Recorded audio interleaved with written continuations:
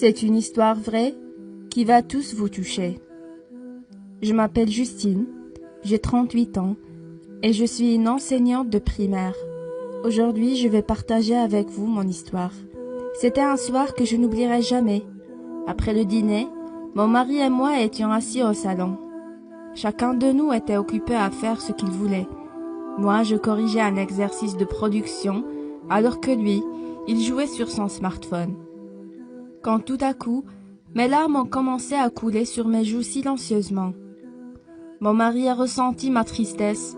Il a remarqué que quelque chose n'allait pas et m'a demandé pourquoi je pleurais. Je lui ai dit qu'hier j'ai demandé à mes élèves de rédiger une production écrite et de parler de leurs plus grands souhaits.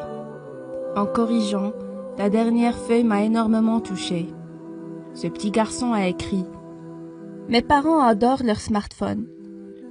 Ils en prennent bien soin alors que des fois, ils m'oublient carrément. Quand mon père rentre à la maison, il dit qu'il est très fatigué. Pourtant, il a toujours le temps pour son smartphone et pas pour moi. Même quand ils sont vraiment occupés à faire quelque chose d'important et que leur téléphone sonne soudainement, ils courent vite pour répondre.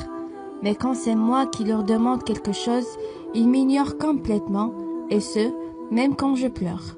Mes parents jouent tout le temps sur leur smartphone, mais rarement avec moi. Quand ils sont au téléphone, ils ne m'écoutent jamais. Même quand j'ai des choses très importantes à leur dire, il arrive souvent qu'ils me crient dessus pour aller dormir, regarder la télé sans dire un mot ou aller m'occuper ailleurs tout simplement. Alors, c'est pour cette raison que mon plus grand souhait est de devenir un jour un smartphone. Comme ça, mes parents pourront enfin m'aimer pour toujours, prendre soin de moi, faire attention à moi et m'amener avec eux n'importe où ils vont.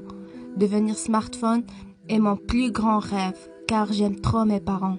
Après avoir tout lu, mon mari m'a regardé avec des yeux pleins de chagrin et m'a dit que ses parents sont insoucieux, qu'ils ont tort d'ignorer leur enfant et que je devrais peut-être leur parler de ce grave problème, car le pauvre petit garçon a besoin de leur attention et de leur amour.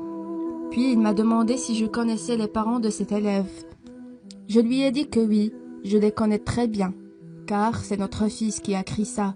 Mon mari était choqué. Je sais qu'il n'a jamais fait attention à ce détail, et moi non plus d'ailleurs. Ce fut notre plus grande erreur. Il ne faut jamais sacrifier de temps qu'on devrait passer à côté de notre famille, peu importe la raison. Les smartphones sont conçus pour rendre notre vie plus facile et pratique, et non pas pour nous séparer du monde réel. Sachez qu'il n'est jamais trop tard pour changer votre vie. Profitez au maximum de votre famille et vos proches. Parlez à vos enfants et apprenez à mieux les connaître. Soyez sociables et faites-vous des amis. Découvrez de nouveaux horizons et ne perdez pas votre temps accroupi devant vos ordinateurs, car un jour, il serait trop tard de changer quoi que ce soit. Si vous avez aimé l'histoire, n'oubliez pas de partager avec vos bien-aimés.